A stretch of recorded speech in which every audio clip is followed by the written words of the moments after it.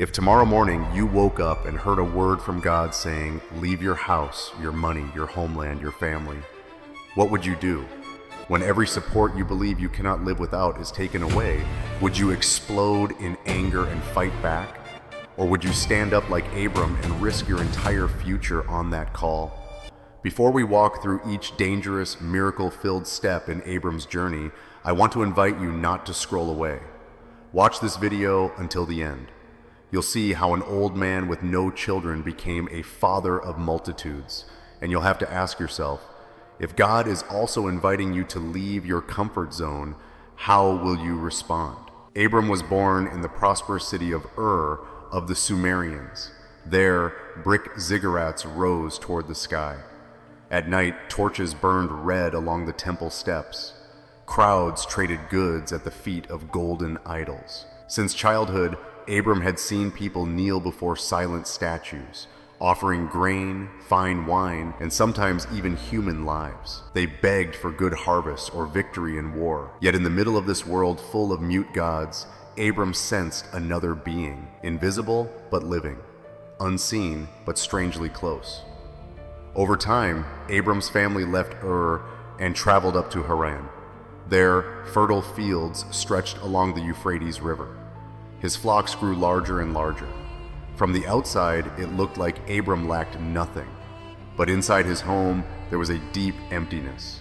Sarai, his wife, still had no children. Years of waiting. Hope followed by disappointment. Their hair slowly turned gray with silent sighs. In those days, to have no child was to have no future. Your name would end with your own grave. It was exactly in that hopeless moment that God spoke. One day, as Abram was likely watching his herds graze under a red sunset, the voice of the Lord echoed in his heart. Leave your country, your relatives, and your father's house. Go to the land I will show you. I will make you into a great nation. I will bless you. I will make your name great. Through you, all the families of the earth will be blessed. No map, no coordinates, only 3 words. I will show. If it were you, would you dare to go? Abram did. At 75 years old, when most people think about settling down, he began the greatest adventure of his life. He gathered the tents. He called his servants. He counted his animals one more time. Then he quietly told Sarai, "We have to go. The one I've been searching for all this time has called us." She looked at him, her eyes full of both fear and trust. They had no idea what lay ahead, but they knew one thing. If God had called, then staying was actually the most dangerous choice. On the day they left Haran, the caravan stretched out like a giant snake winding through the valley. Camels groaned, people shouted to one another, children cried because they had to leave the only home they'd ever known. Abram turned back for one last look at the tents that had been his world for so many years. Then he walked on, each step pressed into the dusty road like a declaration. From now on, my life belongs to God. They passed through bare mountains. They crossed stony deserts. They walked through strange villages where people spoke other languages and worshipped other gods. On some nights, cold winds whipped the tents so hard they shook. Servants whispered to each other, "Has our old master lost his mind? He left everything in Haran to chase a voice no one else can hear." Maybe Abram's heart trembled sometimes too. But whenever he lifted his eyes to the sky and saw thousands of stars shining, they looked like the eyes of the one who had called him. And he kept going. At last the caravan reached the land of Canaan. In front of them rose green hills, wide open fields, and ancient oaks with roots deep in the earth. At Shechem, under the oak of Moreh, God appeared again and said, "To your offspring I will give this land." That word blew like a fresh wind into Abram's soul. New land, new promise. But the same old question echoed inside. Offspring? What offspring? I still don't have even one child. He received no further explanation, only the quiet but solid presence of God. So Abram built an altar there. In the middle of a foreign land, he marked this spot as belonging not to silent idols, but to the living God. From Shechem, Abram moved his camp between Bethel and Ai. Day after day, he had wells dug, expanded the grazing fields, and cared for his growing herds.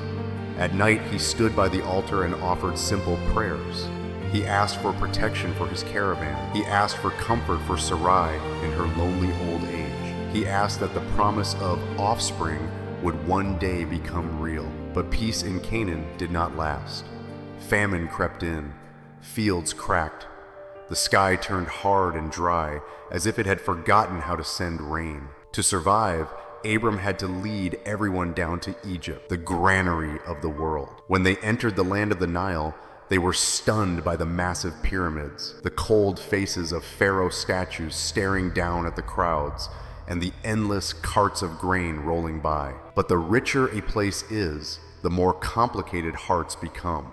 Abram feared for his life because of Sarai. Even in old age, she carried a quiet beauty and dignity. He was terrified that someone might kill him just to take her. That fear made him weak. He chose a way to handle things that showed a lack of trust. Yet even in his failure, God protected Abram. The Pharaoh could not touch Sarai. Instead, Abram left Egypt alive, with even more wealth than before. When they returned to Canaan, Abram's household had grown even larger. His flocks and herds overflowed. His nephew Lot, who had traveled with him from Haran, was also very rich. That abundance created tension. The land around them could not support both of their huge herds. The herdsmen of Abram and Lot began to argue loudly at the scarce wells. "This spot is ours. We were here first." "No, we've used this water for a long time." One afternoon, Abram invited Lot to climb a hill with him. The evening breeze carried the smell of dry grass and the soft jingling of bells on the goats' necks. From that height, they could see the whole region spread out in front of them. To the east, the Jordan Valley lay green and lush, like a long ribbon of life. Rivers sparkled in the light. To the west, the land was more rocky and dry, but peaceful and quiet. Abram spoke slowly but firmly. "We are family. We cannot let our herdsmen keep fighting.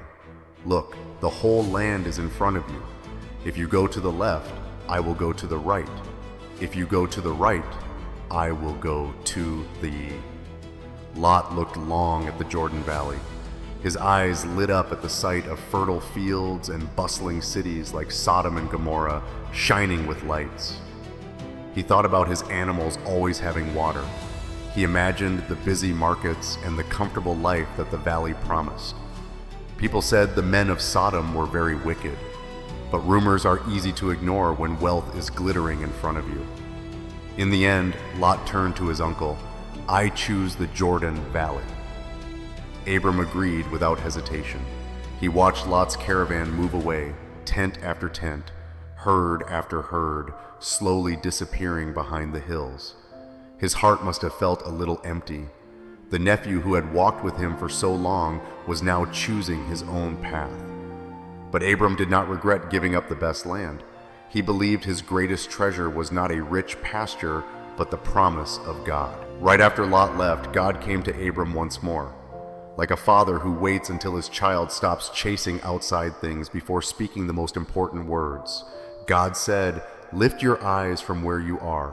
Look north and south, east and west. All the land that you see, I will give to you and your offspring forever. I will make your offspring like the dust of the earth. If anyone could count the dust of the earth, then they could count your offspring. Get up, walk through the length and breadth of the land, for I am giving it to you." The promise kept growing larger, but Abram's situation did not change. He still had no child. Even so, instead of complaining, he moved his camp again. He went to Hebron and settled by the great trees of Mamre. There he built yet another altar, and there Abram kept trusting in the Lord. If Abram's story of leaving every safety to follow God's call has touched your heart, please help share this message.